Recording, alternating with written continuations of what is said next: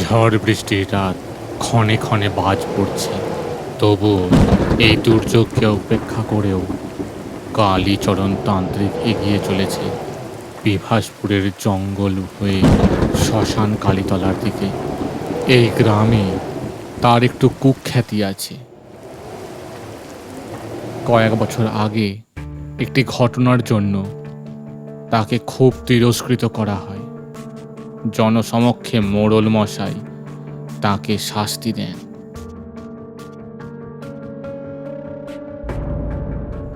শ্মশান কালীতলায় পৌঁছাতে পৌঁছাতে দুর্যোগ কেটে গেছে। আকাশে একাদশীর চাঁদ উঠেছে। শ্মশানতলার পাকুর গাছটার তলায় কালীচরণ তান্ত্রিক যজ্ঞ শুরু করল। মুখে কি সব বিড় করে মন্ত্র বলতে শুরু করলো। ওম ওম ভট ছায়া ওম চম চম চম ছায়া ওম।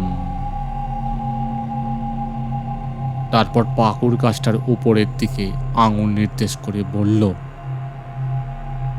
কে রে, কখন আসবি তুই? আয় বলছি, এক্ষুনি আয়। তুই আমার বশীভূত। তুই যদি আমার কাজ না করে দিস তাহলে আমি কিন্তু তোকে মুক্তি দেব না। হঠাৎ দেখা যায় পাকুর গাছটার ডালটায় কে যেন বসে পা দোলাচ্ছে। এ এক নারী মূর্তি। ধীরে ধীরে মূর্তিটি নিচের দিকে ভাসতে ভাসতে নেমে এলো। সে কালীচরণের উদ্দেশ্যে বলল, কি রে, আমায় ডাকছিলে কেন? আমি চাই তুই আমার হয়ে 3টি ব্যক্তিকে হত্যা কর। তাদের আত্মাগুলোকে আমি বন্দি করব এবং আমি এ জগতের সর্বশক্তিমান হয়ে যাব। এই 3টি ব্যক্তি আমার জীবনে সবচেয়ে বড় শত্রু। তুই যদি এই কাজটা আমার করে দিতে পারিস তাহলে আমি তোকে মুক্তি দেব। আর যদি আমার কথার অবাধ্য হোস তাহলে তুই চিরকাল আমার কাছে বন্দী হয়েই থাকবি, মুক্তি পাবি না। নারী মূর্তিটি বলে উঠল, এরকম কাজের পরিণতি কিন্তু খুব একটা ভালো হয় না। তুই যা বলছিস ভেবে বলছিস তো? তোকে আমার হয়ে 3টি ব্যক্তিকে হত্যা করতে হবে। নিবারণ, গৌরী আর এই গ্রামের মোড়ল মশাইকে। তোকে এই কাজটি 3টি পূর্ণিমার মধ্যে করতে হবে। 2টি পূর্ণিমায় তুই তাদের দুজনকে প্রথমে হত্যা করবি, কিন্তু 3য় পূর্ণিমায় তুই গ্রামের মোড়ল মশাইকে আমার কাছে নিয়ে আসবি এইখানে। ব্যাস, এইটুকুই তোর কাজ। ঠিক আছে, তুই এখন আসতে পারিস। এবার সবাই বুঝতে পারবে কালীচরণ তান্ত্রিকের ক্ষমতা কতটা, আর সে কতটা ভয়ানক হয়ে উঠতে পারে। এই বলে কালীচরণ তান্ত্রিক শ্মশান কালীর মন্দির থেকে বাড়ি ফিরে গেল। পূর্ণিমার দিন রাত্রে নিবারণ তার বাড়িতে তখন ঘুমোচ্ছে। মধ্যরাত তার উঠোন দিয়ে সেই নারী মূর্তিটি হেঁটে এসে তার দরজার গোড়ায় দাঁড়ালো এবং একটি মধুর কণ্ঠস্বরে ডাকতে শুরু করল, নিবারণ, নিবারণ। এই অতি মায়াবী স্বরে নিবারণের ঘুমটি ভেঙে গেল। সে ধীর পায়ে দালানে বেরিয়ে এসে দেখল একটি নারী মূর্তি তার উঠোন থেকে বেরিয়ে যাচ্ছে হেঁটে। সে হ্যারিকেন হাতে নিয়ে তার পিছনে ধাওয়া করল। নারী মূর্তিটি বিভাসপুরের জঙ্গল হয়ে তিলজলার দিকে ক্রমশ এগিয়ে যাচ্ছে। নিবারণও তার পিছু পিছু তাকে মন্ত্রমুগ্ধের মতো অনুসরণ করছে। তিলজলার পাশে নিবারণ পৌঁছে দেখতে পেল যে নারী মূর্তিটি হাওয়ায় ভেসে ভেসে তিলজলার ঠিক মাঝে গিয়ে উপস্থিত হয়েছে এবং তাকে আহ্বান করছে তার কাছে যাওয়ার জন্য। নিবারণও তার কথা অনুযায়ী মন্ত্রমুগ্ধের মতো তিলজলার মাঝে গিয়ে উপস্থিত হল। হঠাৎ নারী মূর্তিটি তার কাছে এলো এবং তার গলাটি চেপে ধরল। নিবারণের বহু চেষ্টার পরেও নিবারণ তার সঙ্গে পেরে উঠল না।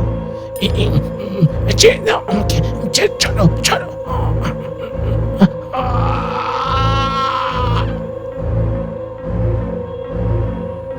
নিবারণের নিথর দেহটি তিলজলায় ভাসতে থাকল।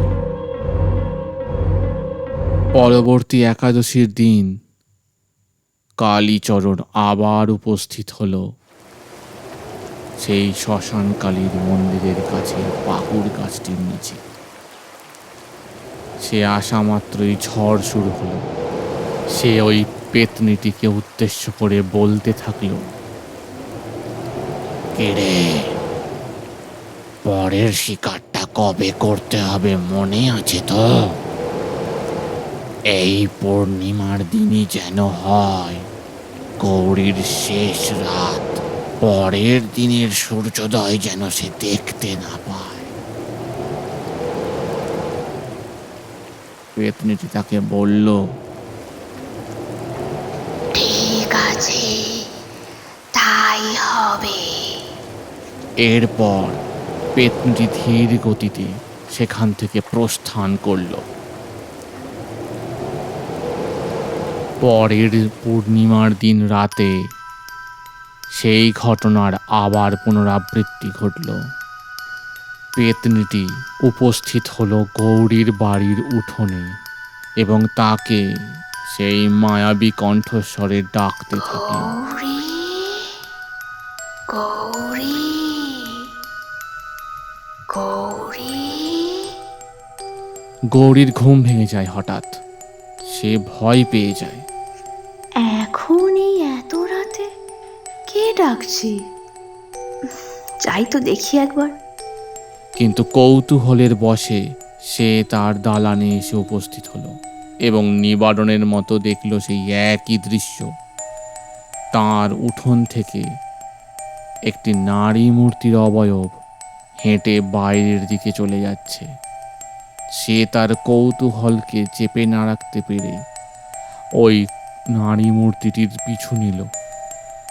নারী মূর্তিটি তার মায়াময় ভঙ্গিতে এগিয়ে যেতে থাকতে লাগলো এবং গৌরী তার পিছনে আসতে থাকলো। তিলজলার পাড়ে যখন গৌরী পৌঁছালো, সে দেখতে পেল নারী মূর্তিটি তিলজলার ঠিক মাঝখানে যখন উপস্থিত হলো, তারপর হঠাৎ উধাও হয়ে গেল তার চোখের সামনে থেকে। এইবার গৌরীর সম্বিত ফিরল। সে ভয় পেল। সে চারিদিকে তাকিয়ে খুঁজতে থাকলো। ব্যাপারটা বোঝার আগেই নারী মূর্তিটি তার পিছনে উপস্থিত হলো এবং তাকে এক ধাক্কায় জলে ফেলে দিল। গৌরী হাবুডুবু খেয়ে আর্তনাদ করতে থাকলো, কিন্তু তার আর্তনাদ শোনার মতো ওই দিন মধ্যরাত্রে তিলজলার চারপাশে কেউই উপস্থিত ছিল না। কিছুক্ষণ পর গৌরী মারা গেল এবং তার মৃতদেহটি জলের উপর ভাসতে থাকল। পেতনিটি আগের বারের মতোই তিলজলার উপর দিয়ে ভেসে উড়ে চলে গেল।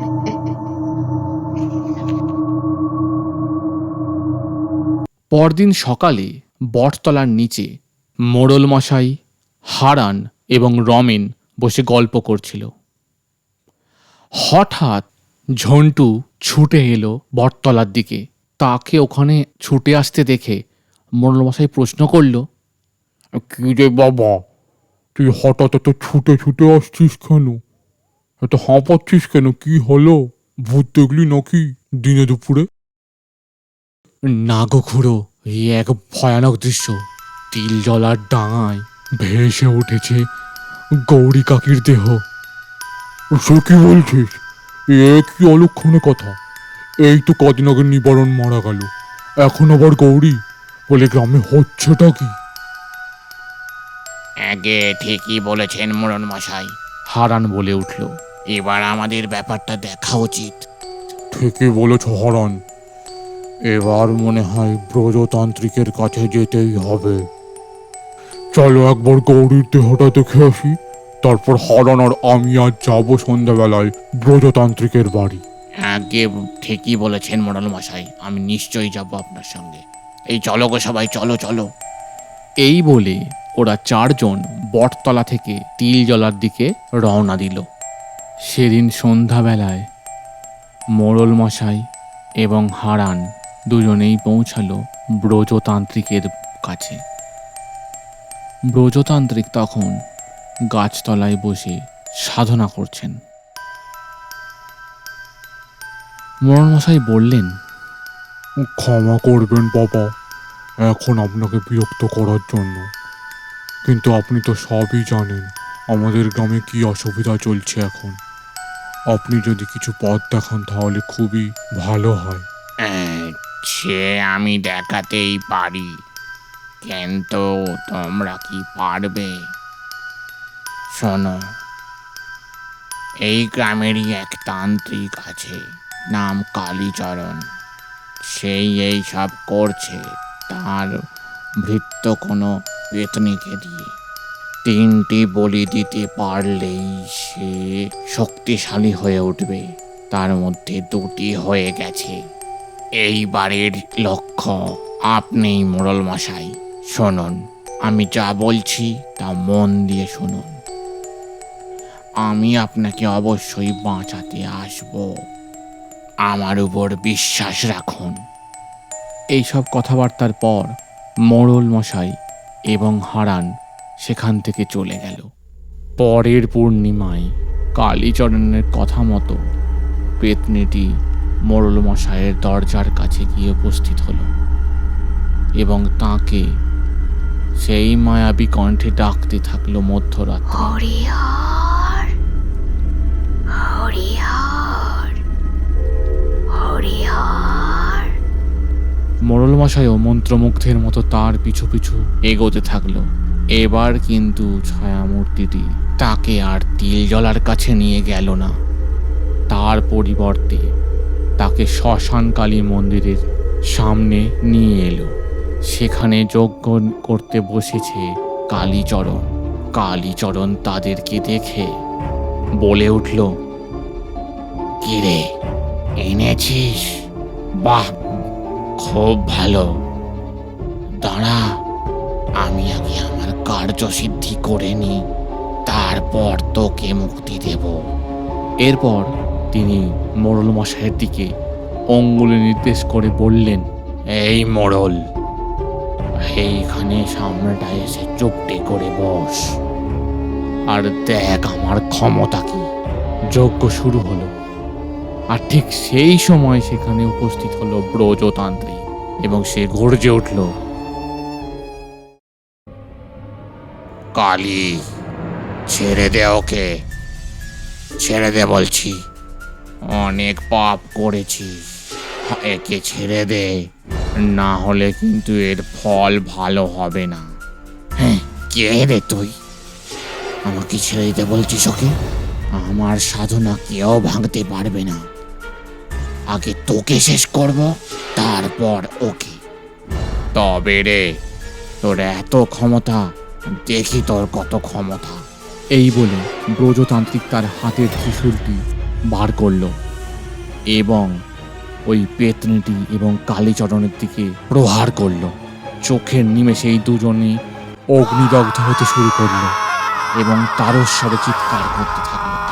কিছুক্ষণের মধ্যেই তারা ছাই হয়ে গেল পুড়ে, এবং তাদের ছাই হওয়ার সঙ্গে সঙ্গেই মোড়ল মশাইয়ের জ্ঞান ফিরে এলো।